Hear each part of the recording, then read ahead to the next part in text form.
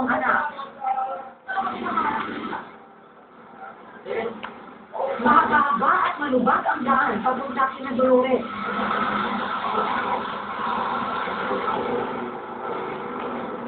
Hindi pa man namin nararating ang aming pakay. Bumungad na sa aming daan ang dalawang anak ni Dolores, sina James at Julio, na kapwa 13 at 8 taon gulang. So yung kapatid niya kayo, yung sabi ko din kapatid niya na yan, tawag ng bakas sa katawan ng dalawang batang lalaki ang maraming pekla, kapahilog na mga sugat, at mga pangamaga na dulot o ng mabigat na makaya puro.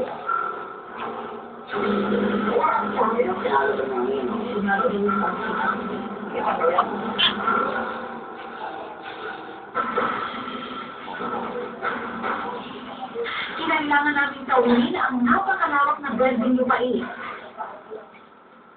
at kahakin ang madaming daan.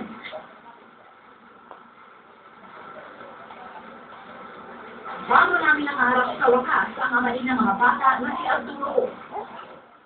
Ay, ano ba yung asawa niya? Nang subukan namin nakapit